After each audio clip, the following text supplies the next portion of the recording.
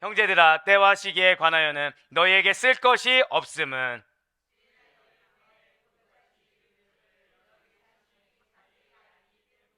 그들이 평안하다, 안전하다 할 그때 임신한 여자에게 해산의 고통이 이른과 같이 멸망이 갑자기 그들에게 이르리니 결코 피하지 못하리라.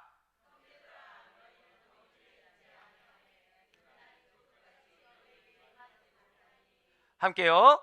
너희는 다 빛의 아들이요 낮의 아들이라. 우리가 밤이나 어둠에 속하지 아니하나니. 아멘. 할렐루야. 네, 주님께서 너무나도 사랑하는, 그리고 너무나도 제가 감사하는 우리 아델포의교회 성도 여러분들을 주님의 환영을 축복합니다. 예, 어떻게 보고 싶으셨습니까? 아멘이 거짓말일까요? 내가 거짓말일까요? 자, 우리 옆에 있는 분한테 좀 이렇게 인사하시면 너무나도 좋을 것 같아요. 너무나도 보고 싶고 환영합니다. 네. 자, 한 번 더 인사하실 때, 두 번 더 인사할 거예요. 한 번 더 인사하실 때, 하나님이 보호하십니다. 정말 믿으세요. 정말 믿으세요. 여러분들의 기도로 말미암아 하나님 보호하십니다. 자, 마지막으로 우리 한 번 더 이렇게 인사하시다. 우리 성령으로만 걸어갑시다. 네. 그쵸. 뒤에 우리 장로님이 아주 마지막에 성령으로만 걸어갑시다. 네, 말씀해 주셔서 너무 감사하고 있어요. 자, 우리 지금 데살로니가전서 강의를 통해서 은혜 받는 귀한 수요 은혜 예배 가운데 있습니다. 자, 데살로니가 교회가 어떤 교회라고 여러분들 기억하고 계십니까? 어떤 기쁨이죠? 재림의 소망을 가진 기쁨이 있는 성도들의 소망이 있는 교회라고 말씀드렸어요.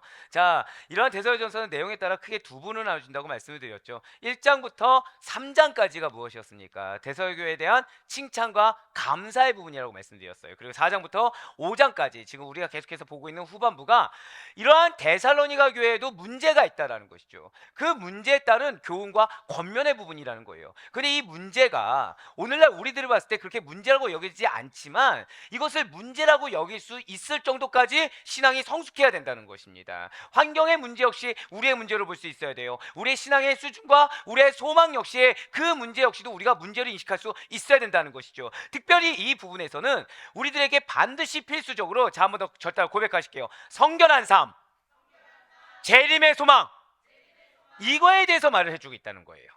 특히 오늘 본문이 되고 있는 데살로니가전서 5장 1절부터 5절까지의 말씀은 주의 재림이 무엇인가에 대해서 교훈해주고 있다는 것이죠. 자, 제가 방금 전에 그 말씀을 드렸어요. 뭐 하나님께 감사하십시오, 예수님께 감사하십시오 했을 때 대본에 사실은 왔다 갔다 하는데 차가 드그드그드그 거리는 거예요. 차가 브레이크를 밟는데 제동거리가 여기서 제가 지금 한쪽을 못 보게 되겠네요. 네, 저와 함께 같이 새벽마다 차를 타고 오신 분들을 못 보겠네요, 갑자기. 그분들이 지금 불안해하는 저 눈초리들 지금 내가 과연 살아 있었나. 근데 그게 제동거리가 보통 한 이 정도였다고 한다면 이 정도였던 거예요. 근데 놀라운 건 뭔지 아십니까? 이 정도도 문제였던 거예요. 제동거리가. 그러니까 이 정도는 당연한 줄 알았는데 그게 아니라 원래는 이 정도였다는 거죠. 그 고치고 나니까 어때요? 진짜 이 정도인 겁니다. 근데 이게 이만큼 되는 거예요. 직감적으로 아는 거죠. 두려운 겁니다. 두려운 거예요. 근데 그때 제 마음 가운데 뭐가 있었는지 아십니까? 두려운 거는 여러분들을 놔두고 가는 게 두려운 거였어요. 가족 되게 미안하네. 진짜로 저희 뭐 가족이 생각난 게 아니라 죄송해요. 우리 여섯 장로님이 제일 먼저 생각났습니다. 네, 우리 장로님들이 먼저 생각나고 그다음 누가 생각났을까요? 아니요, 권사님들 아니에요. 네, 권사님들 아니에요. 예, 우리 세 분의 안수 집사님이 먼저 생각나는 거죠. 예, 세 분의 안수 집사님. 그다음 누가 생각났을까요?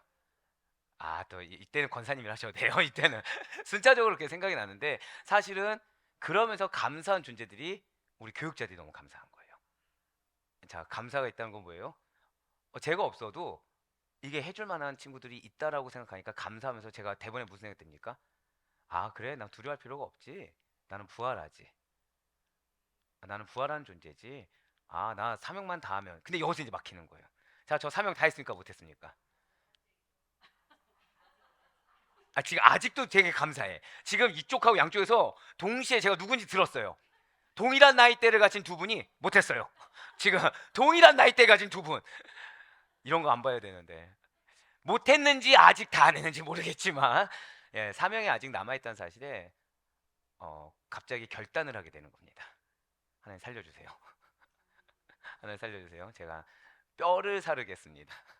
제가 몸을 불살라서 사명을 감당하겠습니다 했더니 지난 이틀 동안 몸을 불사를 일만 생기더라고요. 몸을 불사를 때만. 네, 그렇습니다. 지금 재림의 문제에 대해서 이야기하는데 이 재림의 문제가 여러분 한번 제가 여쭤볼게요. 여러분 평소에 재림에 대해 생각하십니까? 권사님은 생각하실 수밖에 없어요. 우리 중에 나이가 제일 많은 권사님은 생각하실 수밖에 없고, 자, 다른 분들 생각하십니까? 다른 분들? 사실 잘 안 한다는 거. 아니, 권사님은 생각하시면 안 되는데 아직 훨씬 젊은서 생각하시면 안 되는데. 근데 원래는 생각을 하셔야 되는 거죠. 그러니까 원래는 우리는 항상 재림을 염두에 두고 살아가야 되는데 실상 그렇게 살지 못하고 있다라는 것입니다. 실상 부활에 대한 소망을 가지고 살아가야 되는데 실상 그렇게 살지 못하고 있다라는 거예요. 네, 그렇습니다.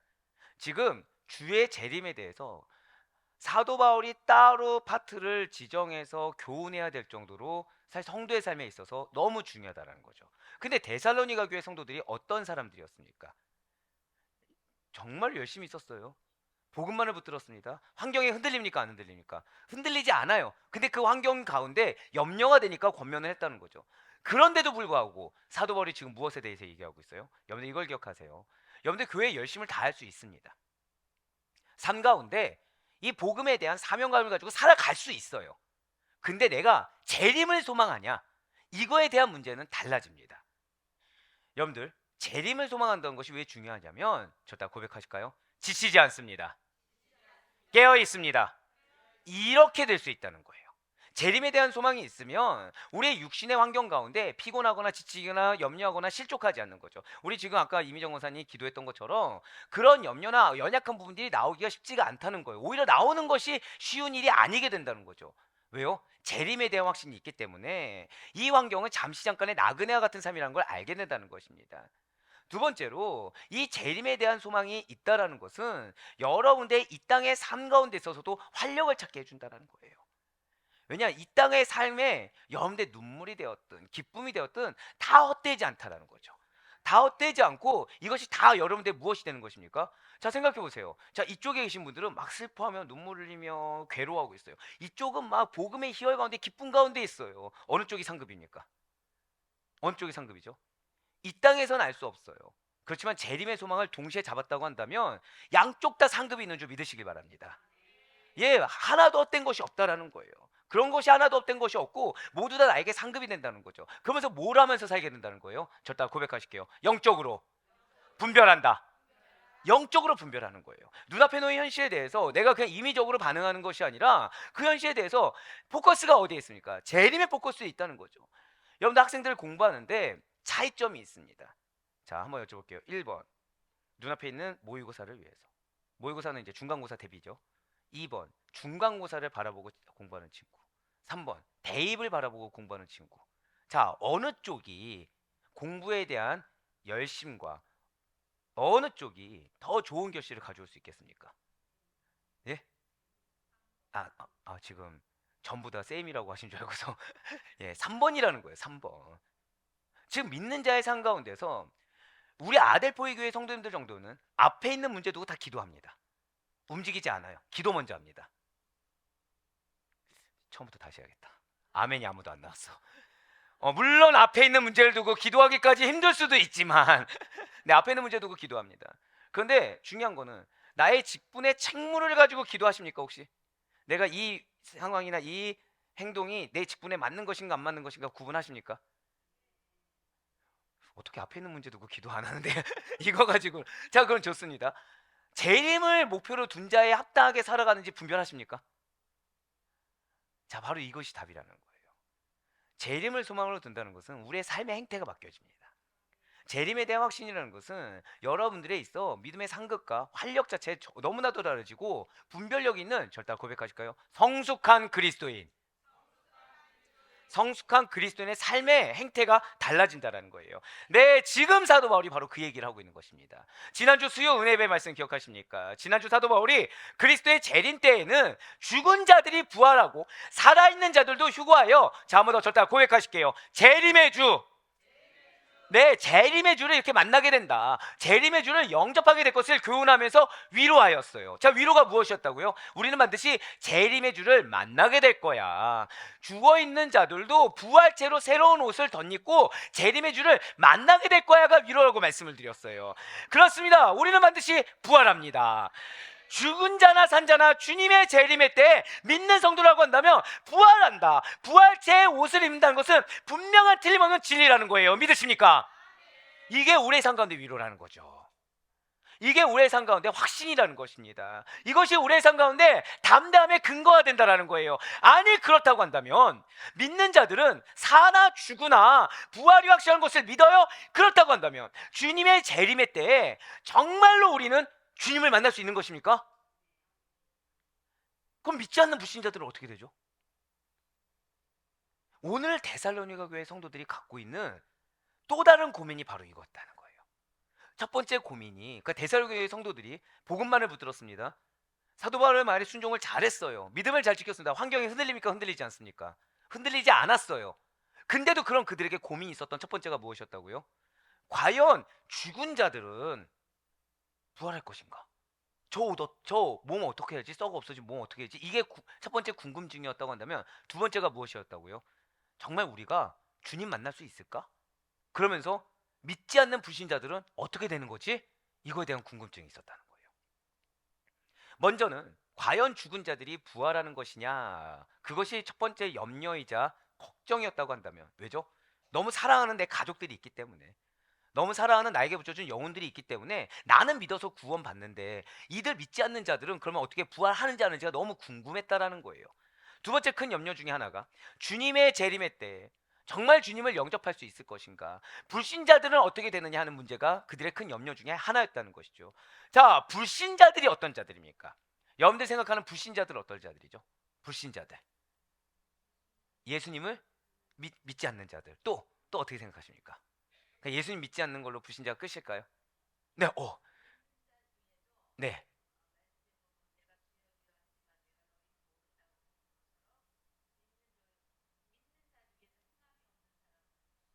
제가 어지간해서 설교 때 끝까지 듣지 않잖아요. 근데 우리 권사님은 지금 끝까지 듣고 있었습니다. 왜냐하면 첫 번째로는 재림을 소망하시는 분이기 때문에. 네, 첫 번째는 예, 우리 중에 가장 연장자로서 재림을 소망하시는 분이시고 정답이죠. 불신자는 앞서 말씀드린 대로 예수님에 대한 믿음이 없는 자입니다. 두 번째가 주가 온다는 사실을 삶 가운데 믿지 않는 거예요. 삶 가운데 믿음이 증명되는 것이 아니라 무엇이 증명됩니까? 믿음 없음이 증명되는 거죠. 그래서 그런 자들은 결국 믿음이 없기 때문에 칭의함의 믿음도 없어요. 성화 가운데 이루어가는 믿음도 없기 때문에 부활에 참여할 수가 없다는 거죠. 영벌의 심판을 받을 수밖에 없다는 것입니다. 네, 그렇습니다. 불신자는, 오늘 이 데살로니가전서에서 말하는 불신자는 절대 고백하실까요? 주의 재림을 믿지 않는 자. 바로 이거예요. 그래서 제가 우리 권사님 얘기를 들은 것입니다. 결국 삶 가운데 믿음의 행함이 없다는 건 무엇입니까? 심판 날을 대비하지 않는 거죠. 현실에 매여 산다는 것입니다. 심판 날을, 주의 재림을 믿지 않기 때문에 심판 날을 대비하지 않는 거겠죠. 예, 맞습니다. 주의 재림을 불신자들은 믿지 않아요. 그러다 보니까 무엇을 하지 않습니까? 회개하지 않아요. 그러다가 종국의 주께서 재림하시면 스스로 영문도 모르는 채 영벌에 처하게 된다는 것입니다. 제가 여러분들을 많이 사랑해요. 왜 사랑할까요? 왜 사랑할까요? 한번 제가 팩트를 말씀드릴까요? 자, 제가 원하는 신앙의 수준에 여러분들 올라오고 계신 것 같습니까? 안 계신 것 같습니까? 아유, 감사해요. 예, 감사. 지금 이쪽 파트가 특히나 어떤 분은 네, 지금 다 이러시는데 도달하지 않습니다. 그러면은 제가 여러분들 사랑할 근거가 뭐가 있습니까? 네? 듣지 말라고 안 들리게 하신 것 같아요. 사랑하는 근거는 두 가지입니다. 약속의 말씀이에요. 이들이 너의 양이다. 두 번째 문제 아십니까? 여러분들 신방할 때, 자, 저한테 안 혼나 보신 분 있으세요? 한 명도 없을걸요? 보통 아닙니다. 저 혼난다고 생각 안 합니다라고 하실 줄에 한 분이라도 생길 줄 알았는데 한 분도 없어요. 근데 회개하지 않는 분들이 있었을까요, 없을까요? 없어요. 마음이 어떻든지 간에 인정을 하셨다는 거예요. 두 명만 인정하신 걸로. 근데 그게 쉬울까요, 어려울까요? 진짜 어렵습니다. 근데 하나님 여러분들 뭐 바라실까요? 막 진짜 전심 어리게 이 말씀 가운데 회개해서 막 통회하면서 피눈물 흘린 걸 원하실까요? 우리는 그럴 수 있는 존재가 절대 아닙니다. 여러분들 회개했다고 하지만 다시 죄 지어요, 안 지어요? 지어요. 근데 하나님 여러분들에게 저에게 왜 말씀을 왜 주실까요? 회개할 말씀을 왜 주실까요? 뭘 보고 싶은 걸까요? 최소한 그 순간만에 의지를 보길 원하시는 거예요. 누구 앞에 의지죠? 하나님 앞에 순종하는 의지. 하나님 앞에 자복하는 의지. 실제 고칠 수 있냐 없냐 문제가 아니라 하나님 말씀 주셨을 때 그 말씀의 권능을 믿는 믿음으로 그 말씀 앞에 인정할 수 있는 믿음의 행태. 이걸 유지하냐 안 하냐는 문제는 별개의 문제입니다. 근데 최소한 그거를 주께서 기쁘게 받으신다는 거예요. 할렐루야. 그러니까 무엇을 유지시키십니까? 절대 한번 크게 다 고백하실게요. 상급. 상급을 유지시켜 주시는 거예요. 기업을 유지시켜 주는 거예요. 맞습니다. 왜 여러분들이 회개하신 거죠? 제 이름을 믿기 때문이에요. 그러니까 내가 알게 모르게 내가 한 행동들이 결국 무엇을 증명하고 있는 것입니까? 자기를 부인하는 거, 십자가를 지는 거, 회개하는 거, 인정하고 자복하는 거. 사실 알게 모르게 나는 재림을 믿습니다. 나는 심판의 때를 준비하고 있습니다라고 나도 모르게 고백하고 있다는 거예요. 근데 중요한 건 불신자들은 어떤 자들이라고요? 예수님을 믿지 않는 것 정도가 아니라 회개하지 않는 자들, 남 탓하는 자들, 핑계대는 자들, 회개하지 않는 자들이 불신자라는 거죠. 그러다가 자기가 왜 영벌에 처한지도 모른다는 거예요. 만약에 불신자들이 재림을 믿었다고 하면 생각해 보시길 바래요. 그렇다고 한다면 그들은 자, 재림이 옵니까 안 옵니까? 재림은 반드시 오죠. 언제 오죠? 아, 예, 예습을 하신 분들 때를 알지 못해요. 때를 알지 못해요. 근데 온다는 걸 믿어요. 그러면 어떻게 하죠? 근신하며 깨어있을 수밖에 없다는 거예요. 그래서 주의 재림을 때를 위해서 늘 항상 코람데오의 마음으로. 자, 제가 이번에 코람데오에서 말씀드렸죠. 그냥 단순히 하나님 앞이 아니라 어떤 하나님이라고 말씀드렸습니까? 심판하시는 하나님 앞에 서 있는 마음으로 준비하면서 살아갈 수밖에 없다는 거예요. 하지만 불신자들에게는 근신하여 조심하는 마음이 없었다는 것이죠. 그들에게는 그 마음에 교만이 있습니다. 그들에겐 그 마음에 불신이 있고 허탄함이 있습니다. 그러다 보니까 그들에게는 부지불식 중에 심판을 경험할 수밖에 없는 굉장히 안타까운 결말을 맞이할 수밖에 없다라는 거예요.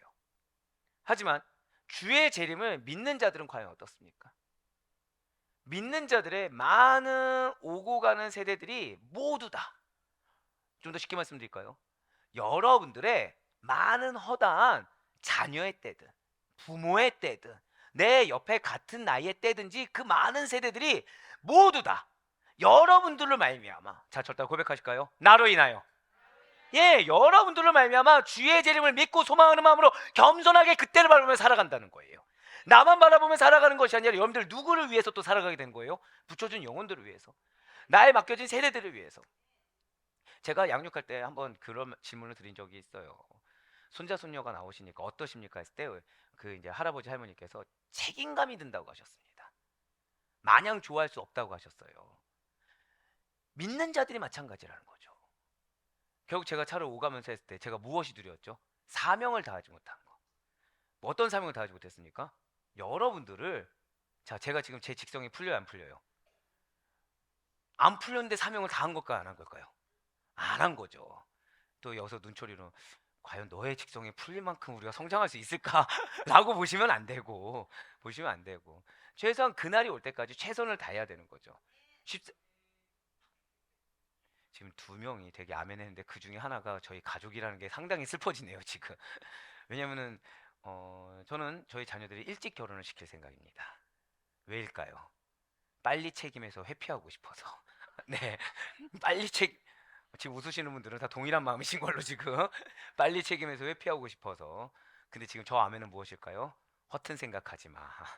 너의 등에 30살까지 엎여 있으리라. 네. 사명을 다하지 않았기 때문에, 그 책임감을 다하지 못한 것 때문에 쉽사리 그냥 편안하게 살아갈 수가 없다는 거예요. 재림을 소망한다는 말 뒤에 숨어서 내 책임을 회피하고자 못 살아가게 된다는 것이죠. 예, 믿는 자들의 어느 한두 세대는 반드시 여러분들이 살아있는 동안 주의 재림과 부활에 대해서 믿게 될 것입니다. 그리고 여러분들의 그 뿌려진 씨앗으로 말미암아 누군가들은, 그 이후의 세대들은 누군가는 반드시 주의 재림과 부활을 경험하게 될 줄 믿으시길 바라겠습니다.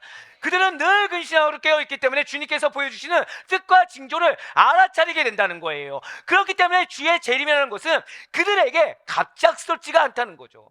주의 재림이라는 것은 나를 고백하실까요? 준비된, 맞아요. 바로 그거예요. 준비된 그 마음의 상태에서 임할 수가 있게 된다는 것입니다. 예를 들어서 한번 생각해 보시길 바래요. 자, 한번 여러분들 기상청 믿으십니까?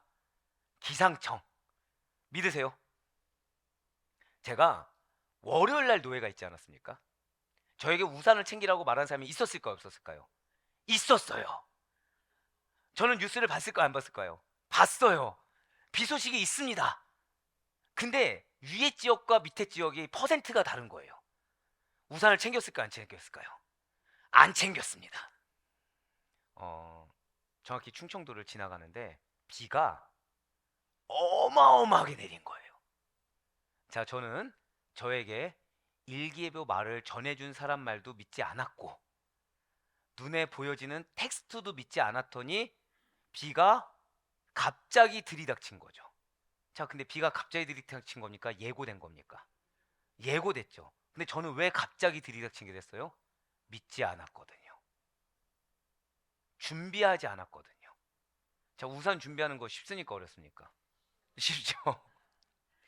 그거 아십니까? 제 차 뒤에는 우산을 4-5개를 갖고 있었어요. 원래. 근데 여기서 왜 갖고 다녔냐? 우리 성도님들이 갑작스럽게 비가 오면 드려야겠다 했어요. 근데 우리 장로님 중에 한 분이 갑자기 우산 50개를 여기다 갖다 놓으신 거죠. 저희 설립 예배 때 50개인가요? 100개인가요? 남는 게 50개입니다. 하여튼. 자, 지금 있어요? 없어요? 지금 없어요. 다 쓰고서. 너무 감사한 일이죠. 근데 저는 계속 뭐만 믿고 있어요? 교인이 있으니까. 제가 준비할 생각 안 하고 누구만 믿고 있어요? 장로님 준비해 준 것만 믿고 있죠. 자, 제가 준비할 생각을 누구 믿고 있었다고요? 남이 준비한 것만 믿고 있었습니다. 정작 말씀을 전해준 자, 예고를 전해준 자만 믿어야 안 믿어요? 믿지 않습니다. 제가 본 텍스트 믿어야 안 믿어요? 믿지 않아요. 그때 충청도를 지나면서 저는 뭘 맞이했다고요? 갑작스럽게 폭우를 맞이했습니다. 갑작스럽게. 근데 다시 한번 여쭤볼게요.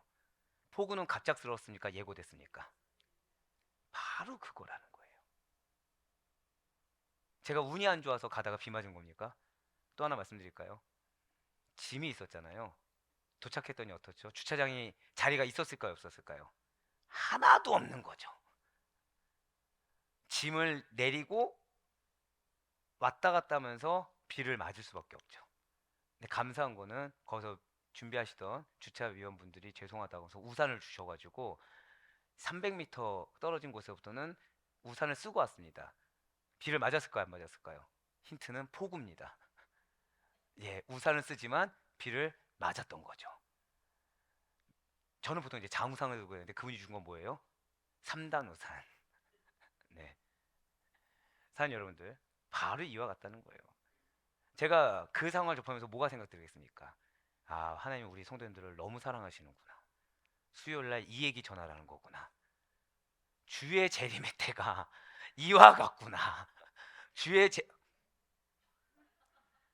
앞에 계신 한 장로님께서 아멘.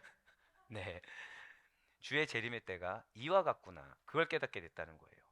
예, 맞아요. 만약에 제가 비예보를 믿고 우산을 준비했다고 한다면, 그것도 장우산, 저 골프우산 들고 다니거든요. 장우산을 들고 다녔다고 한다면 어떻게 되겠습니까? 그냥 가지 않았겠죠. 하늘을 보고서 구름의 이동이나 바람의 세기 등을 주시했을 것입니다. 비가 올 확률에 대해서 조심스럽게 예측해 봤을 거예요. 그러다가 비가 내리게 되면 당황하는 것이 아니라 준비한 장우산을 펼치고서 비를 막을 수가 있었을 것입니다. 아니, 최소한 예측은 아니라고 하더라도 말해준 가족의 말을 듣거나 기상청의 말을 듣고 우산을 들고 나갔다고 한다면 비를 맞게 되는 불운함이라는 것은 겪지 않을 수가 있었다는 것이죠. 그렇습니다.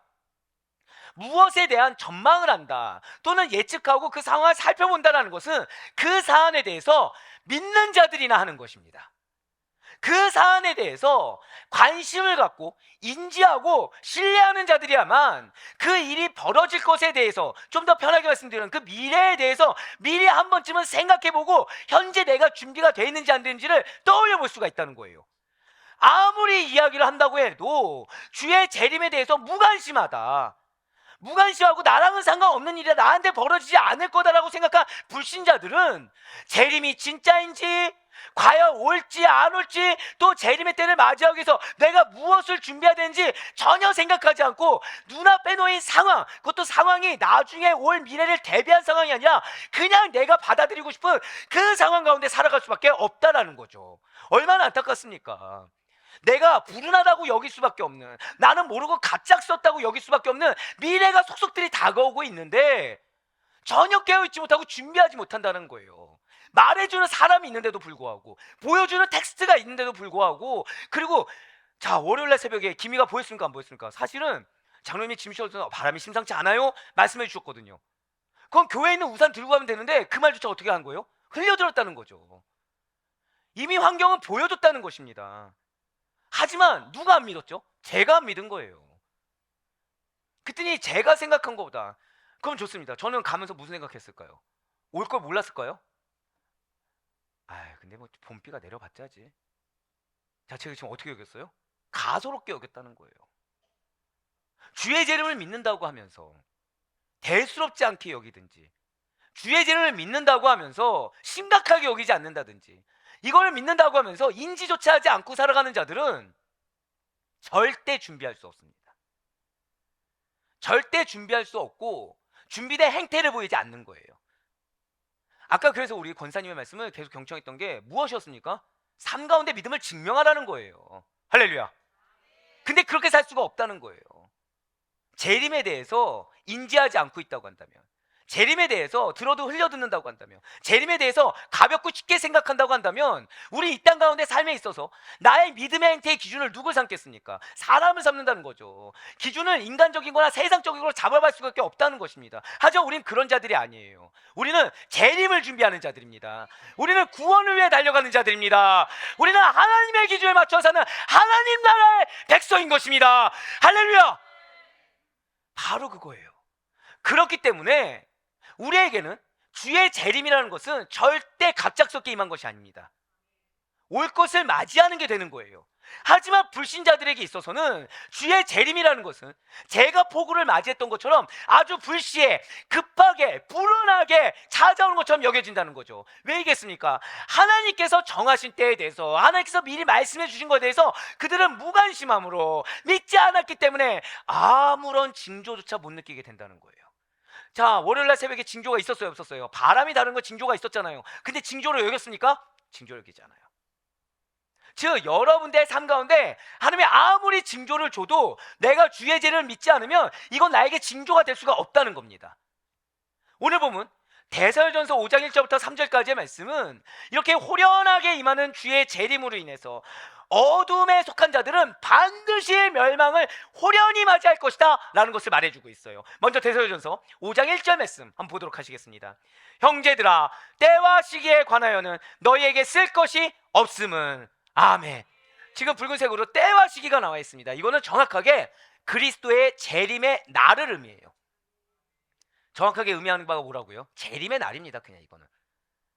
즉 지금 사도 바울은 주의 재림의 정확한 때는 우리가 알 수도 없고, 또 이미 데살로니가 교인들도 그 사실에 대해서, 그러니까 우리가 재림의 정확한 때를 알 수 없다는 것을 너무 잘 알고 있기 때문에 그에 대해서는 더 말할 필요도 없다라는 거죠. 그렇습니다. 주님의 재림의 때, 주님의 재림의 시기라는 것은 여기에 관련된 모든 것들은 누구만 아십니까? 오직 하나님만이 아시는 거예요. 이거는 무슨 말이냐? 하나님의 영역이라는 거예요. 인간의 영역이 아닙니다. 누구의 영역이라고요? 하나님의 영역이라는 거죠. 예수님께서도 하다못해 삼위일체 예수님의 하나님의 독생자 되시는 예수님께서도 이렇게 말씀하셨어요. 사도행전 1장 7절의 말씀입니다. 이르시되 때와 시기는 아버지께서 자기의 권한에 두셨으니 너희가 알 바 아니요. 예수께서 뭐라 말씀하셨어요?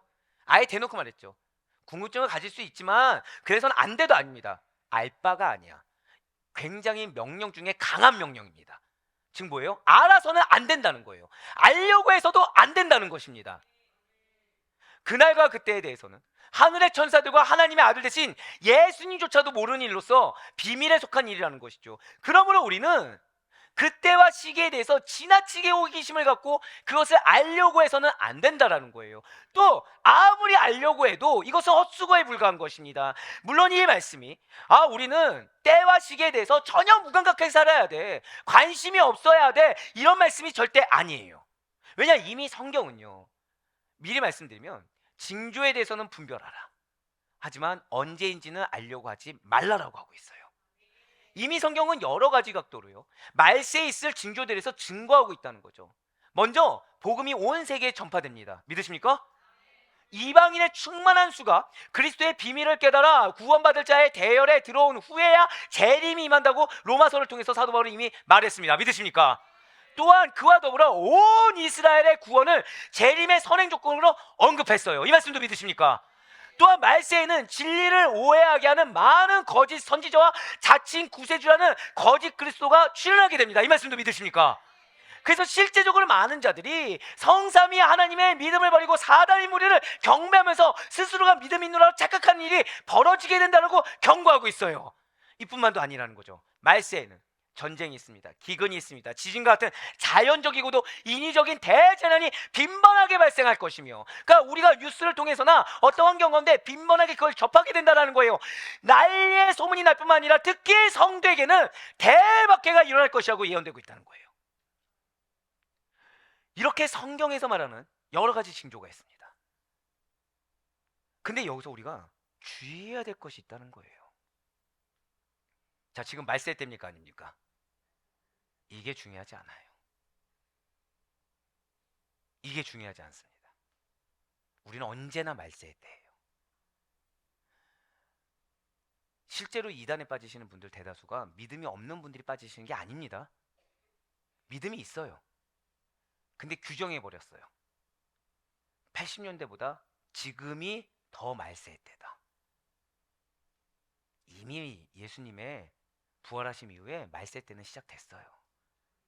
아직 오지 않았을 뿐이지 계속 말세 때예요. 그래서 지금 사도 바울이 우리가 주의할 것이 있다고 말을 하는 것입니다. 주님의 재림의 때와 시기가 구체적으로 언제인가 하는 문제에 대해서 언급하는 것을 하나님이 원하지 않았다는 거예요. 그러니까 사도 바울에게 하나님이 원치 않은 것이 무엇이었다고요? 주님의 재림의 때가 언제인지, 시기가 언제인지를 언급하는 것을 하나님이 원하지 않았다는 거예요. 왜이겠습니까?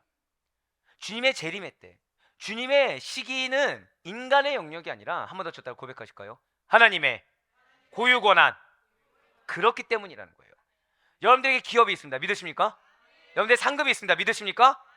이거 누구의 영역입니까? 하나님의 영역이라는 거예요. 내 영역이 아닙니다. 우리는 많은 것을 두고서 나에게 분명히 기업이 있다고 하는데, 나에게 상급이 있다고 하는데 기도해요. 근데 이 때에 대해서 누구의 때로 받아들이고 싶어 하십니까? 나의 때로 받아들이길 원해요. 그렇지만 하나님은 원치 않으신다라는 거예요. 그 때가 있음을 확신하고, 저다 고백하실까요? 깨어 근신하라, 준비하라, 그걸 바라시는 것이지, 이 때가 언제입니까? 이거 원치 않는다는 거예요. 어느 시기에 임하십니까? 이걸 원치 않는다는 거예요. 중요한 건 뭐예요? 약속을 누가 주셨습니까? 하나님이 주셨어요. 이루시는 이가 누구십니까? 여러분들 하나님 믿으십니까? 그걸로 끝나야 된다는 거예요. 주신 게 은혜입니다. 주신 게 은혜예요. 그래서 그거를 신실하게 이루시겠다고 약속하신 게 은혜입니다. 맞아요. 그럼에도 불구하고 하나님의 영역으로 되어 있는 이 비밀한 일들에 대해서, 그 약속에 대해서 지나친 직접 욕구를 나타내는 자들이나 거짓으로 그것을 속이는 이단들이 어느 시대에서나 횡행하고 있다는 거예요. 자, 제가 지금 중요한 말씀을 드렸습니다. 여러분들 가운데 조급함이 들 수가 있어요. 근데 이거는 사단의 유혹입니다. 여러분들 가운데 약속의 말씀을 주셨어요. 근데 이것의 때와 시기에 대해서 자꾸 궁금해하고 어느 방법이냐라고 하면서 내가 지금 준비되어 있는 것보다도 하나님의 어떻게, 언제, 이거에 지난한 관심을 보이는 거, 이게 바로 사단의 유혹입니다. 이에 대해서 하나님께서는 당신의 주권에 대한 도전을 간주해요. 결국 인간을 그릇된 길로 인도한다는 거예요. 때로는 이것이 만약에 구원의 영역이다, 그렇다고 한다면 유기하고 징계까지 하신다는 거죠. 그래서 사도 바울이 이렇게 경고하고 있습니다. 로마서 12장 3절의 말씀, 나에게 주신 말씀을 알고 우리 다 같이 큰 목소리 읽겠습니다. 시작.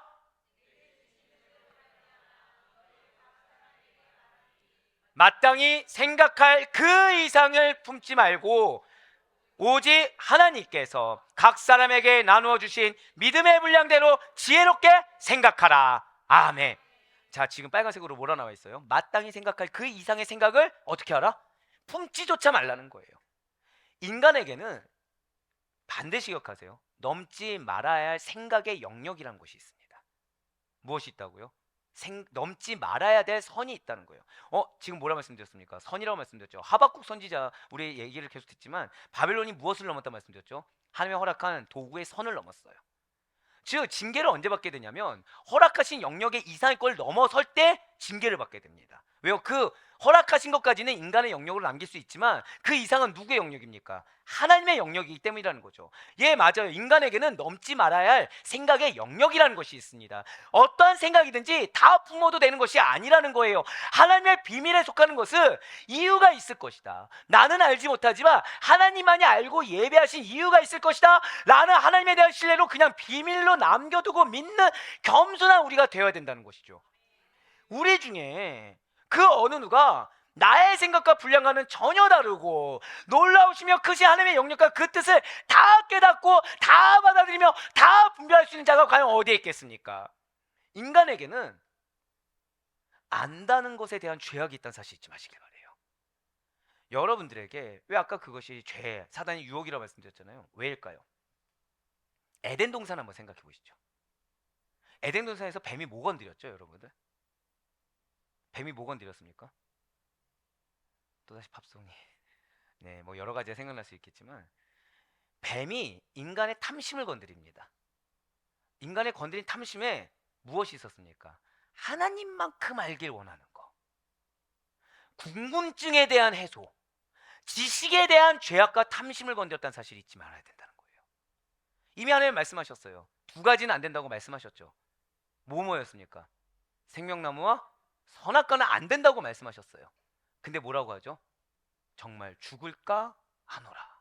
하나님 뭐라고 말씀하셨죠? 죽는다고 하셨어요. 근데 사단은 뭐라고 유혹해요? 의심을, 그쵸? 의구심을 주는 거예요. 정말 죽을까? 그러면서 그 안에 있는 지적 욕구를 건드립니다. 하나님 날 사랑한다고 하는데 왜 저건 모르게 놔뒀지? 저게 뭐일까? 무엇일까? 그러니 온전히 하나님을 믿는 믿음 가운데 하나님께서 당신의 영역으로 남겨둔 비밀스러운 일에는 오직 하나님만을 믿는 믿음으로 잠잠히 인내하고 남겨둘 수 있는 신뢰의 우리가 될 수 있길 간절히 소망합니다. 그러면서 사도 바울은 주의 날은 반드시 임해, 그것도 도적같이 임해 라고 말하고 있어요. 2절 말씀을 보도록 하시겠습니다. 주의 날이 밤에 도둑같이 이를 줄을 너희 자신이 자세히 알기 때문이라. 아멘. 이러한 주의 날은요, 그리스도의 날입니다. 그리고 구약에서도 이미 나와 있는 말이에요. 욤 야훼라고 해가지고 여호와의 날로 표현하고 있다는 거죠. 여러분들 구약 성경 보시는 가운데 여호와의 날 보신 적 있습니까? 없습니까? 있어요. 그러니까 즉 구약부터 신약까지 이 주의 날이라는 것은 하나님의 심판을 담은 의미로서 계속해서 쓰임받고 있다는 거죠. 이 날은 맞습니다. 악인에게는 심판의 날이에요. 하지만 주를 사랑하는 의인에게는, 자 여러분들 저를 크게 고백하실게요. 나에게는 구원의 날입니다. 나에게는 상급의 날입니다. 아멘? 맞아요. 이래서 믿음이 중요합니다. 이래서 하나님의 말씀대로 믿는 믿음이 중요합니다. 순종의 믿음이 이래서 중요하다라는 거예요. 그날에 예수님께서 친히 강림하십니다. 누가 심판장이 되시나요? 그 예수님께서 심판장이 되셔서 종말의 심판을 단행하신다는 거죠. 그러한 주의 날이 마치 도둑같이 이른다는 것은 도적이 예고하고 침입합니까? 여기서 또 개두루팡 생각하지 마시고, 네, 예고하지 않고 침입하는 것이 도적이죠. 그런 것처럼 주의 날도 예측하지 못하는 때에 도래하게 된다는 거예요. 이렇게 주님께서 재림하시는 날은 물론이고 그 시간 역시 아무도 모르는 것이 주님의 선언이기도 하다라는 것입니다. 바로 마태복음 24장 36절의 말씀입니다. 그러나 그날과 그때는 아무도 모르나니 하늘의 천사들도 아들도 모르고 오직 아버지만 아시느니라. 아멘. 그렇습니다. 오직 하나님만이 아시는 거, 천사도 모르고 예수님도 모르는 하나님만 아시는 것이 바로 욤 야훼, 주의 날, 여호와의 날, 그리스도의 날인 것입니다. 그런데 오늘 보면 2절 후반절을 다시 한번 더 보시길 바래요. 지금 후반절을 다시 한번 더 보시면 붉은색으로 너희 자신이 자세히 알기 때문이라고 기록되어 있어요. 아무도 모른다고 했는데 지금 너희 자신을 자세히 안다고 지금 말씀하고 있다는 거죠. 이게 무엇입니까? 다른 걸 아는 것이 아니에요. 주의 날이 도적같이 임한다는 거, 이걸 우리는 안다는 거예요. 호련히 임하게 된다는 것을 우리는 안다는 거예요. 즉 때와 시기는 인간이 모를 수 있다는 것을 우리는 안다는 것입니다. 주의 날이 호련히 임한다는 사실의 경우는 다시 사도 바울이 얘기하지 않아도 될 만큼 데살로니가 교회 성도들이요, 이미 사도 바울에게 전해 들어서 익히 잘 알고 있었다라는 것을 얘기하고 있다는 거죠. 즉 지금 데살로니가 교회 성도들은 재림에 대해서 알고 있습니까? 모르고 있습니까? 알고 있다는 거예요. 알고 있다는 거예요. 주의 날이 도둑과 같이 이럴 줄을 이미 그들은 잘 알고 있기 때문에 그때 일어날 세세한 일들에 대해서 그것에 대해서 굳이 기록할 필요가 없다는 거죠. 왜요? 하나님의 영역이기 때문에. 즉 쉽게 말씀드릴까요? 너희가 알아야 될 것은 다 알았어. 더 알려고 하지 마. 이 얘기입니다. 왜 이런 말을 했을까요? 유혹이 있었다는 거예요. 미혹이 있었다는 겁니다. 이때나 지금이나 마찬가지로 인간의 본연의 이 지적 욕구를 건드리는, 하나님의 영역까지도 알길 원하는 그런 죄악된 탐심을 건드리는 사탄의 미혹이 이때도 있었다는 거예요. 그렇다면 한 가지 질문 한번 드려보겠습니다. 과연 예수 그리스도를 믿지 않는 자들은 역사의 종말이 있다는 걸 생각할까요? 아니면 역사의 종말이 있다는 것을 생각조차 하지 못할까요? 이에 대한 답을 3절이 말을 해주고 있는 거예요. 3절 말씀 보시겠습니다. 그들이 평안하다 안전하다 할 그때 임신한 여자에게 해산이 고통이 이른과 같이 멸망이 갑자기 그들에게 이르니 결코 피하지 못하리라. 아멘. 예, 바로 이게 답입니다. 그러니까 주를 믿지 않는 모든 자들은 세계가 영원할 것을 착각해요. 아니 막 지금 탄소 중립이다 해가지고 지금 자연이 막 무너져 내리고 있다고 막 얘기하잖아요. 나의 때는 아니라고 생각을 합니다. 최소한 재림은 몰라도 지구가 이러다 큰일 난다, 믿지 않는 자들이요, 큰일 난다는 생각을 하지만 나의 때는 이게 종말이 임할 거라 생각을 아무도 안 한다는 거예요. 예, 맞습니다. 영원할 거라 착각해요. 최소한 나의 때는 아닐 거라 착각합니다. 그래서 굳이 그들은 하나님을 찾을 필요를 느끼지 못하고 살아간다는 거예요. 발전된 과학기술과 풍요로운 물질 문명으로 인해서 하나님이 없는 삶을 살아가면서도 평안과 안전함을 느낀다는 거죠. 이 탄소 중립에 대해서 언제부터 나왔던 것 같습니까? 세계 각 기구들이 모여서 언제부터 얘기한 것 같습니까? 이거는 첫 발족식을 한 게 90년대입니다. 90년대. 근데 실제적으로 움직인 건 2000년이 넘어서부터 움직이기 시작하죠. 자, 그들은 기구를 발족하면은 이러이런 조항들을 넣으면 될 거라 생각했어요. 됩니까? 안 됩니까? 지금 안 되고 있어요. 왜죠? 인간이 하는 거라서 안 되는 겁니다. 이 지구를 누가 창조했습니까? 이 세계 누가 창조했습니까? 하나님만이 가능하다는 사실을 모르기 때문이라는 거예요. 인간의 힘으로 자꾸 하려고 한다는 거죠. 그렇다고 인간의 노력이 잘못된 건 아니죠. 궁극적으로 무엇이 있어야 되는 것입니까? 믿음이 있어야 돼요. 믿음 안에서 회개하지 않는데 그 기구 안에 든다고 해서 과연 누가 자발적으로 더 열심히 자기의 손해를 감수하면서 행하려고 하겠습니까? 근데 그렇게 하지 않는다는 거예요. 왜요? 다른 나라가 이만큼 줄여놨어요. 그러면 이만큼은 괜찮겠지라 생각하는 게 인간의 이기성입니다. 예, 맞아요. 발전된 과학기술, 풍요로운 물질 문명으로 인해서 그들은 지금 불편함을 못 느낍니다. 하나님 없는 자들은 하나님 없는 삶을 살아가면서도 나름 자기의 머리에 계획들로 인해서 이러면 되지 이러면 되지 이러면 되지 하면서 현실 가운데 복잡하게 살려고 하지 않아요. 믿음 가운데 회개하면서 하나님 앞에 자복하는 심령으로 하나님의 믿음 가운데 구속된 삶을 살려고 하지 않습니다. 평안과 안전함을 느껴버려요. 자신들이 접하고 살아가는 모든 것들이 하나님 없이도 평안한 삶을 보장한다고 착각하고 있다는 거죠. 예, 맞습니다. 그러한 그들이 느끼는 그 모든 것들은 실상 거짓 평안이요 거짓 안전이라는 거예요. 여기서 말하는 평안이 무엇일까요? 지금 3절에서 말한 평안, 연약한 종이 계속 말씀 가운데 평안이라고 했던 이 평안이 무엇이겠습니까? 두 가지예요. 평안에는 두 가지가 있습니다. 잘 기억해 두세요. 내적으로 느끼는 안정감이 있습니다. 자, 평안의 첫 번째는 무엇이라고요? 내적으로 느끼는 안정감이에요. 두 번째로 외적입니다. 외적인 모든 일이 잘 되는 것을 통해 느끼는, 그러니까 우리말로 형통, 무탈이죠. 그것을 통해 느끼는 확고한 안정감입니다. 그러니까 평안을 느끼려면, 여기서 말하는 진짜 참된 평안을 느끼려면 내외로 다 안정감을 느껴야 된다는 거죠. 내부적으로도 마음의 안정감이 있어야 됩니다. 외부적으로도 업무나 일에 대해서 내 눈에 보여지는, 내 상황으로 내가 체감되어지는 안정감이 있어야 된다는 거예요. 그런데 놀라운 건 이러한 평안은 주를 믿지 못하는 자들의 일상적인 욕구를 채워줄 수 있습니다. 예, 채워줄 수 있어요. 하지만 오직 하나님만으로만 채울 수 있는 인생의 근본적인 욕구는 채울 수가 없다는 거예요. 그러니까 아무리 그 목표를 다 달성한다고 해도 뭐만 남습니까? 허탈감만 남아요. 헛됨만 남아요. 또 다른 무언가를 계속해서 추구해 나갑니다. 나의 것을 깎아내리면서도 알지 못하고 계속 그 욕망을, 마치 저 태양을 향해 날아가는 그리스 로마 신화 이카루스처럼 자신이 죽을 것도 모른 채 달려가고 있다는 거예요. 근데 그 사이에 하나님이 끊어주시는 겁니다. 그래서 우리에게 뭘 바라는 거예요? 회개를 바라시는 거예요. 근데 내가 불타 죽을 거는 알지 못한 채 탐욕에 이끌려서, 죄악에 이끌려서 날아서 계속해서 가려는 자들을 하나님이 끊으면 뭐라고 얘기하죠? 끊는다고 불평을 늘어놓는 거예요. 저기 가야 내가 뭔가 이 평안을 누릴 수 있을 것 같다고 착각하면서 사실 이미 올라가면서 느낄까요, 못 느낄까요? 느끼고 있어요. 근데 인정하지 않는다는 거죠. 예, 맞습니다. 그래서 이와 관련해서 예레미야 선지자가 이렇게 선포하고 있는 거예요. 예레미야 6장 14절에 맺습니다.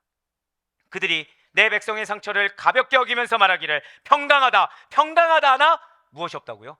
평강이 없도다. 자, 여러분들 예레미야 선지자가 활동할 당시를 한번 지금 한번 생각해 보시길 바래요. 말씀이 없었습니까? 있었습니까? 말씀이 있는 시대였어요. 사실 고대 근동사를 보잖아요. 열심히 있습니다, 진짜로.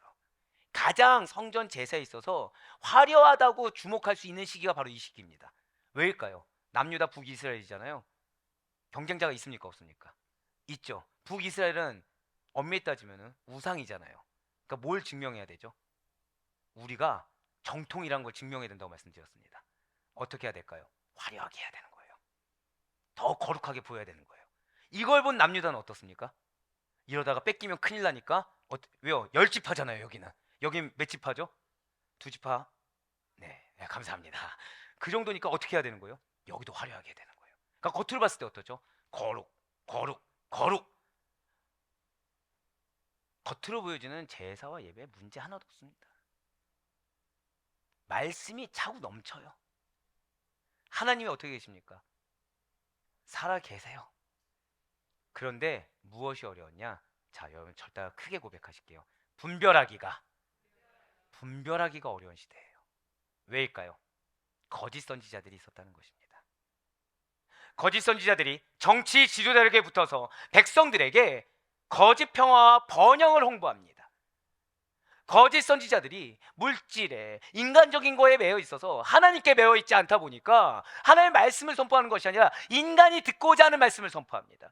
거짓 선지자들은 말해요. 지금 하나님께 매여 있지 않아요. 그들 역시도 거짓과 탐욕에 빠져 있다 보니까 백성들의 영혼을 바르는 것이 아니라 백성들을 뭐로 봐요? 돈으로 봅니다. 나의 세력으로 봅니다. 그래서 백성들의 죄악을 감히 지적할 수가 없는 거예요. 그래서 예레미야 선지자가 유다 백성들에게 심판의 경고의 메시지를 전해도 거짓 선지자들은 이걸 무시해버립니다. 거짓 선지자들이 무시하니까 거짓 선지자의 말을 듣는 백성들도 어떻게 하죠? 예레미야 선지자 말을 무시해버리는 거예요. 계속된 거짓 평안과 악령을 외치니까 가뜩이나 인간의 죄악이 평안했으면 좋겠고 안정적이었으면 좋겠고 그런 익숙한 것을 말하는 메시지를 선포하는 자에게 더 끌리게 된다는 것이죠. 오히려 자신들이 선포하지 못하는, 아니 선포하고 싶지도 않는 심판의 메시지를 전하는 예레미야 선지자가 너무나도 싫은 거예요. 그래서 보란듯이 예레미야 선지자를 핍박합니다. 매도합니다. 온갖 루머를 퍼뜨립니다. 그에 더해 거짓 선지자들은 마치 사이비 의사처럼 유다 사회의 패망의 본질적인 원인인 범죄와 타락 현상을 덮어버려요. 하나님의 위로를 얘기합니다. 하나님의 은혜를 얘기합니다. 하나님의 축복을 얘기합니다. 사람을 위해서 그 사람이 예수를 믿어야 되니까, 하나님을 믿어야 되니까 이 정도는 해야 되지 않냐고 하면서 점점 혼합주의를 끌고 들어와요. 그리고 그들을 위로하는 말만 함으로 말미암아, 격려하고 축복하는 말만 함으로 말미암아 백성들의 죄악을 더욱더 키워왔다는 것이죠. 어느 시대입니까? 이게 어느 시대입니까? 이게 예레미야 시대였어요. 그리고 이게 오늘날도 마찬가지라는 것입니다. 주를 온전히 믿지 못하는 자들 역시도 마치 거짓 선지자들처럼, 그들에게 현혹된 유다 백성들처럼 이 세상에 평안이 계속될 것처럼 믿고 어떠한 마음의 동요도 없이 살아가고 있어요. 재림을 준비하게 하지 않습니다. 눈앞의 상황을 준비하게 해요. 재림을 준비하지 않게 하습니다. 숫자에 매이게 해요. 건물에 매이게 해요. 온전한 말씀 앞에 거부감을 보입니다. 그 말씀 앞에 대적을 해요. 마치 그자만 없으면 평안이 계속될 것처럼 착각하고 있습니다. 그러나 그들의 결국이 과연 무엇이겠습니까? 하나님이 징조를 안 주십니까? 아니요, 징조를 줘도 받아들이지를 않아요. 말씀이 없으니까. 아니, 말씀이 있어도 받아들이지 않아요. 교묘하게 사람이 듣기 좋은 말을 선포합니다.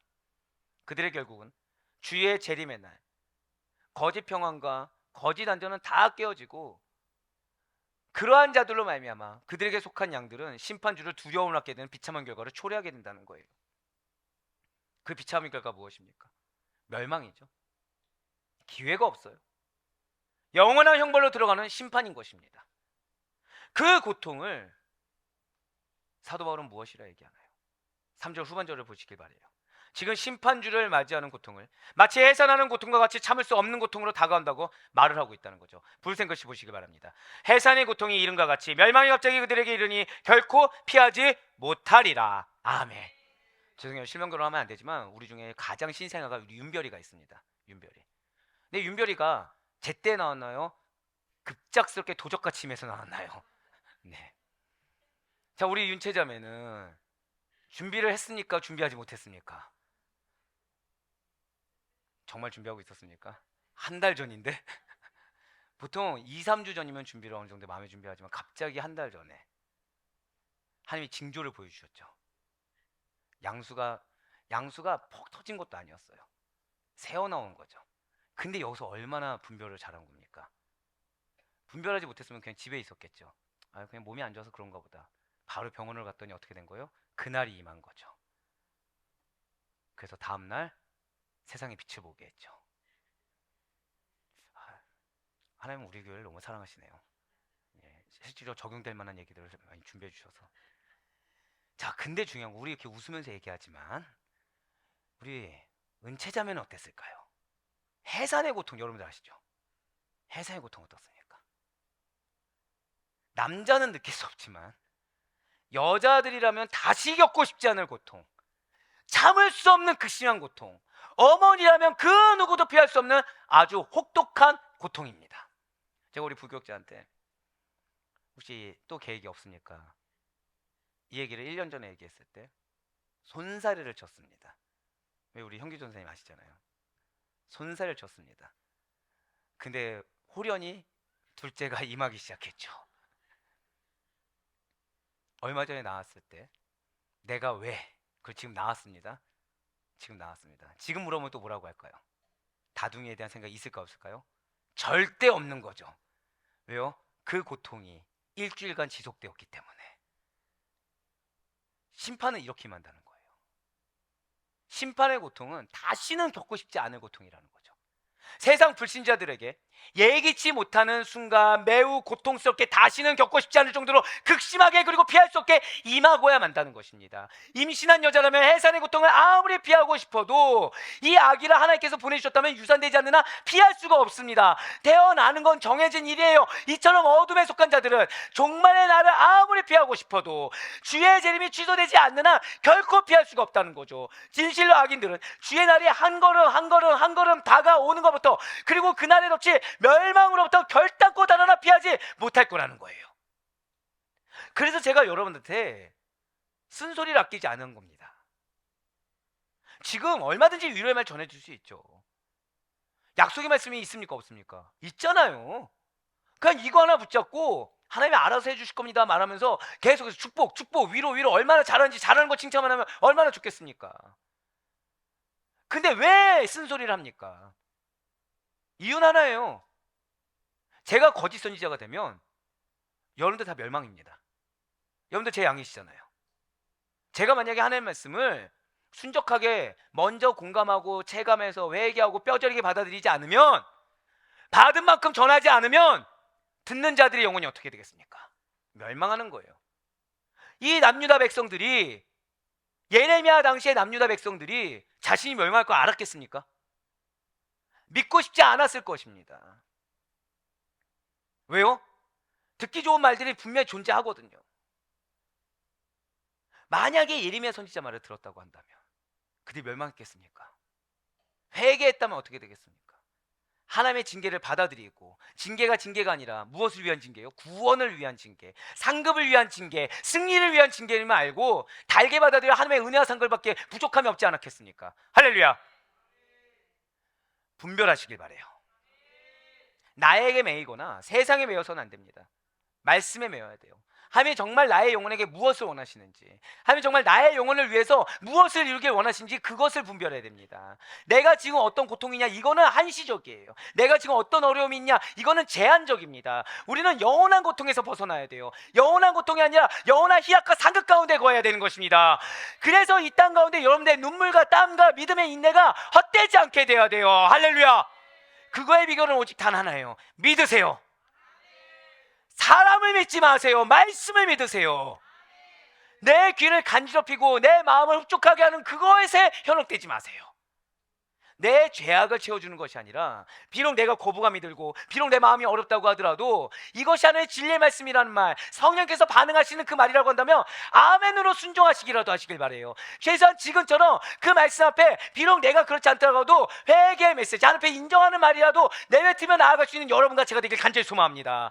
왜요? 그 가운데 점점 하나님께서는 그 내가 잘못했습니다, 내가 회개합니다, 내가 돌이킵니다, 하나님께서 나 이렇게 하시고 믿습니다, 이 믿음의 고백 하나하나를 믿음의 디딤돌로 하나 둘 셋 삼아서 어느 순간 이렇게 성장한 여러분들 반드시 보게 하실 것입니다. 맞아요. 사도 바울은 데살로니가전서 5장 1절에서 3절까지 말씀을 통해서 주의 재림이 사실은 이미 예고된 것이지만 믿지 않는 자들에게는, 불신자들에게는 불시에 임할 것처럼 여겨질 것이라고 선포했습니다. 그리고 이어서 4절과 5절 말씀을 통해서는 빛에 속하여서 어두움에 있지 않는 성도들에게 있어서는 주의 재림이 결코 갑작스럽게 임하지 않는 것이다 라고 증거하고 있어요. 4절과 5절의 말씀입니다. 형제들아, 너희는 어둠에 있지 아니하매 그날이 도둑같이 너희에게 임하지 못하리니 너희는 다 빛의 아들이요 낮의 아들이라. 우리가 밤이나 어둠에 속하지 아니하나니. 아멘. 진실로 주님을 믿는 여러분과 저는 어둠에 있지 않아요. 어둠에 있는 상태가 무엇일까요? 하나님을 알지 못하는 상태입니다. 하나님을 안다고 하지만 하나님 없이 사는 상태입니다. 하나님의 영을 받지 않는 상태예요. 하나님을 대적하는 상태입니다. 드러난 진리를 배척하고 모른 척하는 상태입니다. 빛 대신 하나님부터 소외된 상태입니다. 궁극적으로 하나님이 없는 상태입니다. 궁극적으로 나를 통해 아무도 하나님을 보지 못한 상태, 그것이 바로 어둠에 있는 상태예요. 그리고 이 빛은 하나님이시오, 이 빛은 예수 그리스도시며 이 빛은 말씀인 것입니다. 그래서 사도 요한이 오늘날 우리에게 이렇게 증거하고 있다는 거예요. 요한일서 1장 5절의 말씀입니다. 우리가 그에게서 듣고 너희에게 전하는 소식은 이것이니 곧 하나님은 빛이시라 그에게는 어둠이 조금도 없으시다는 것이니라. 아멘. 지금 이 붉은색 글씨를 놓치지 마시길 바래요. 하나님은 무엇이라고요? 어둠이 있습니까 없습니까? 전혀 없어요. 여러분들, 때로 우리는 감정적으로 어려워질 때가 있습니다. 자, 질문을 드려볼게요. 감정적으로 어려워질 수 있다고 생각하십니까? 아니면은 감정적으로 어려워지는 것이 허용되지 않는다고 생각하십니까? 어떻게 생각하시나요, 여러분들? 무엇이 정답 같습니까? 사실 정답은 후자예요. 이유는 딱 하나입니다. 여러분들이 만약에 육신에 속한 자로 살길 원한다고 한다면 1번이 정답이에요. 근데 내가 주의 재림을 소망하며 살아가는 자, 하나님이 주신 약속의 말씀을 믿는 자다라고 하면은 후자여야 됩니다. 사단이 우리의 감정을 건드립니다. 사단이 우리의 탐심을 건드려요. 근데 중요한 것은 제가 항상 드리는 말씀 있죠. 욕심이 잉태하여 뭐가 나와요? 그렇게 만드는 거예요. 사단은 그 욕심의 씨앗을 발견하게 합니다. 우리로 하여금. 그러니까 원래는 그 욕심이 있다고 알지도 못했어요. 발견하게 한다는 거죠. 근데 그것을 내가 붙잡아 버리잖아요. 그러면 죄가 나오게 됩니다. 여러분들, 줄기가 빠르게 자랄까요? 더디게 자랄까요? 시골에서 생각보다 빠르게 자랍니다. 뭐가 더딜까요? 열매가 더뎌요.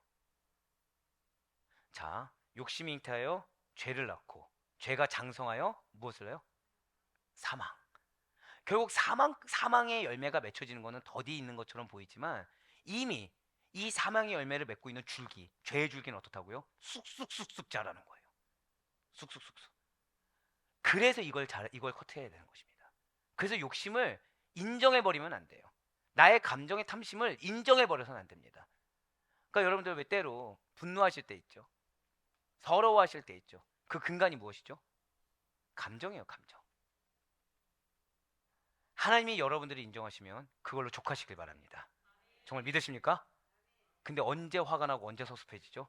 사람의 인정이 없을 때, 환경의 인정이 없을 때, 내가 노력한 만큼 뭔가 오길 바라고, 내가 희생한 만큼 뭔가 대접받길 바라는데 이게 없을 때 우린 감정이란 게 올라옵니다. 근데 그때 우리 무엇을 믿어야 된다고요? 하나님이 알고 계시다. 하나님이 인정하고 계시다. 나의 모든 것은 헛되지 않다. 이 사실을 믿어야 된다는 거예요. 예, 맞습니다. 하나님께는 어둠이 조금도 없으세요. 0.001%도 없으십니다. 우리가 하나님을 믿는다고 한다면 우리의 마음 가운데도 어둠이 없어야 되는 것입니다. 어둠이 있다고 한다면 나는 빛의 자녀가 아니라 어디의 자녀라고 스스로 증명하는 거예요? 어둠의 자녀라고 난 스스로 증명한 거예요. 이렇게 주를 믿는 자들은 빛이신 하나님을 닮은 자들이며 하나님의 뜻인 거룩의 길에 서 있는 자들입니다. 주를 믿는 자들은 어둠이 아니라 어디에 속해 있다고요? 빛에 속해 있는 자들이라는 것이죠. 진실로 성도들은 낮의 아들로서 영적으로 깨어 근신하는 삶을 살아가는 것이 당연한 자들입니다. 밤의 아들인 불신자들은 빛 대신 하나님이 없어요. 그렇기 때문에 당연히 영적인 자극을 할 수가 없다는 것이죠. 빛이 없으니까 뭐가 뭔지 사리분별이 안 된다는 거예요. 여러분들 빛 없는 어두운 캄캄한 어디에 들어갔다 생각해 보세요. 분별 되십니까? 안 되십니까? 안 되죠. 그렇게 살아간다는 거예요. 그래야 주의 재림이 없는 줄 알고 보이는 게 없으니까 현실에 보이는 삶에 만족하며 영적으로 무감각하게 살아가는 것이 매우 자연스러운 자들이 어둠에 속한 자들입니다. 하지만 낮의 아들들은 그럴 수가 없다는 거예요. 구원에 무관심할 수가 없습니다. 자, 제가 뭐에 무관심할 수 없다고 말씀드렸어요? 구원에 무관심할 수가 없어요. 내가 겪고 있는 그 모든 것보다 뭐가 제일 중요해요? 구원이 중요합니다. 주의 재림이 중요해요. 그러니까 하나님이 지금 나의 언행을 가지고 뭐라고 말씀하실까가 늘 항상 두려운 자들이 된다는 거예요. 하나님이 지금 나에게 뭐라 판단하실지가 가장 중요하다는 거죠. 다가오는 심판의 날을 의식하지 못하는 영적으로 무감각한 상태에 놓인 불신자들과는 확연히 다른 삶을 살아간다는 것입니다. 기준이 그래서 이전 삶이 아닌 거예요. 지금 하나님이 나에게 뭐라 말씀하시는가? 지금 나의 언행을 통해서 빛이 증거되는가 어둠이 증거되는가? 내가 아무리 나의 정답을 얘기했지만 이것이 결국 그리스도의 향기인가 나의 어둠인가? 구분이 된다는 거죠. 그러니 믿는 우리들이 영적으로 자각하여 깨어 근신하는 것은 너무나도 당연하고 매우 자연스러운 행위입니다. 여러분들 믿는 자들의 위험 요소가 있어요. 자, 어둠에 있어요. 어둠이 있으면 빛이 안 보이는 곳에 살아가는 자들의 법칙이 있겠습니까? 없겠습니까? 있겠죠. 어둠에 속한 자들만의 법칙이 존재합니다. 이것은 정답일까요? 아닐까요? 정답이 아니죠. 근데 그걸 주장한다는 거예요. 여러분들 정답이 아닙니다. 아무리 옳아 보여도 먼저 하나님 앞에서 나를 투영히 비춰봐야 돼요. 하나님 지금 나에게 뭐라 말씀하시는지 비춰봐야 됩니다. 그렇지 않으면 나는 정답인 줄 알고 내뱉었던 그 모든 언행들이 엄청난 나비 효과가 돼서 다가오게 돼요. 근데 궁극적으로 그에 대한 책임을 누가 지게 하십니까? 하나님은 공을 쏘아 올린 자에게 책임지게 하신다는 거죠. 두려워할 수 있어야 돼요. 나와 상관없다고 모면할 수 있는 부분들이 아닌 것입니다. 그래서 빛의 자녀들은 근신하는 거예요. 자신의 언행이 어떻게 하나님께 누가 될지 모르기 때문에, 자신의 언행이 이것이 어떠한 영적 나비 효과가 돼서 다가올지 모르기 때문에 늘 항상 깨어 근신하면서 언행에 대해서 조심하는 겁니다. 예, 맞아요. 믿는 자들은요, 영적으로 자각하여 깨어 근신하는 것이 그래서 매우 자연스러운 행위입니다. 또한 깨어있는 삶을 살기 위해서 개인의 의지적인 노력을 하며 살아갈 수밖에 없다는 것이죠. 깨어 근신하는 것은 원래 잠에서 깨어나는 것을 의미합니다. 하지만 신약성경 대부분에서는 잘 기억하세요. 깨어 근신하다가 뭐냐면 그냥 절대 고백하시겠습니다. 영적 측면에 있어서 정신을 차리고 주의하다, 이런 뜻이에요. 신약성경에서 어떤 뜻이라고요? 영적인 측면에 있어서. 그러니까 인간적인 얘기 하지 않습니다. 제가 여러분들하고 대화할 때 제일 이 기도하면서 항상 기준을 두는 게 있어요. 이것이 영적인 대화인지 인간적인 대화인지, 이것이 세상의 유전인지 아니면 사람의 어떤 프레임인지 아니면 하나님의 말씀인지. 말씀이라고 해도 이것이 사단이 주는 말씀인지 아시죠? 예수님 사단이 뭐로서 공격했습니까? 말씀으로 공격했어요. 사단이 미혹해가지고 그 가운데 왜곡된 답인데 이것이 맞는 답인 것처럼 말씀을 잘못 끼워 맞추는 것인지 아니면 진짜 말씀이 삶이 되고 녹아들어서 나오는 그런 사랑의 언어인지. 우리의 언어는요 교활합니다. 우리의 언어는요 악합니다. 철저하게 빛에 거해 있지 않고 철저하게 깨어 있지 않으면, 그래서 철저하게 근신하지 않으면 얼마든지 우리는 그리스도를 악용한 자들이에요. 자, 지금 예레미야 당시에 누가 미혹하였습니까? 우상 숭배자였습니까? 이단이었습니까? 선지자들이었어요. 근데 그 앞에 어떤 단어가 붙었죠? 거짓 선지자들이었어요. 선지자들 어떤 자들이죠? 하나님을 믿는 자들, 하나님을 선포하는 자들. 자, 선지자도 어떤 자들이죠? 누가 기름 부으셨어요? 하나님께서 기름 부었는데 자신의 탐욕과 탐심으로 변질시키는 자들. 여러분들은 하나님이 선택하셨습니다. 여러분들 하나님 기름 부어주셨습니다. 깨어 근신하지 않잖아요? 우린 거짓의 종이 돼요. 깨어 근신하지 않으면 우리는 얼마든지 내가 미혹된지도 모르는 상태에서 어둠에 속한 자들처럼 그걸 증명하며 살아갈 수밖에 없을 것입니다. 그러니 낮에 속한 자들은 늘 항상 영적으로 깨어 있어야 돼요. 영적으로 깨어 있어야 됩니다. 주님께서 종말의 징조를 통해서 재림의 때와 시기를 분별하게 해줄 것을 믿고 주님을 향한 믿음으로, 자, 절대 고백하실까요? 나 먼저. 예, 맞습니다. 나 먼저 거룩하게 살아가야 된다는 거예요. 그래서 예수님께서 우리에게 이렇게 권면하셨습니다. 마태복음 24장 32절과 33절의 말씀입니다. 무화과 나무의 비유를 배우라. 그 가지가 연하여지고 잎사귀를 내면 여름이 가까운 줄을 아나니 이와 같이 너희도 이 모든 일을 보거든 인자가 가까이 곧 문 앞에 이른 줄 알라. 아멘. 절대 고백하실게요. 깨어 분별하겠습니다. 깨어 근신하겠습니다. 할렐루야. 사랑의 모든 아데포교회 성도 여러분들, 진실로 우리는요 주님의 재림의 정확한 때와 시기에 대해서 알려고 해서는 안 됩니다. 허락된 것 이상의 지식의 탐심의 죄악을 범해서도 안 된다는 거예요. 하지만 그때와 시기에 대해서 분별하고 준비할 수 있어야 되는 것입니다. 준비는 내가 지금 잠깐 한다고 되는 것이 아니에요. 쌓아와야 된다는 것이죠. 그것은 우리가 빛의 자녀이기 때문에 할 수 있는 특권이라는 거예요. 우리가 그날을 분별할 때 재림을 소망하는 우리의 삶은 더욱 깨어 근신할 수 있기 때문이라는 것입니다. 그런데요, 이런 영적 준비가 여러분들에게 헛되지 않다라는 것입니다. 너무나도 감사한 건 뭔지 아십니까? 하나님 마음을 주실 때가 있어요. 근데 그게 그 당시 때는 꼭 이걸 지금 해야 되나라는 생각이 드는 일들입니다. 근데 그 마음 주셨을 때 바쁜 일이 있을까요, 없을까요? 있어요. 근데 순종을 해요. 이유는 하나입니다. 여러분들 덕분이에요. 자, 제가 불순종하면 제가 여러분한테 순종에 대한 메시지를 힘있게 선포할 수 있습니까, 없습니까? 없겠죠. 해요. 결과가 있을까요, 없을까요? 전혀 없습니다. 전혀 없어요. 근데 쌓여와요. 그런 일들이 몇 번 쌓여요. 놀라운 건 뭔지 아십니까? 정말 불가능하다고 생각했던 것들이 이것이 쌓인 게 톱니바퀴가 돼서 뻥 하고 터지는 거예요, 그 순간에. 그러니까 작은 것들이 아니라 정말 큰 거를, 이게 정말 이렇게 이루어진다고? 이런 도움이 있다고? 어떻게 이분이 이런 연락을 받았지? 이런 식으로 크게 터진다는 거예요. 하나님이 여러분들에게 순종을 바라시는 영역들이 있어요. 헛되지 않습니다. 하나님의 놀라운 계획 가운데 다 작은 부품과 같은 것들이에요.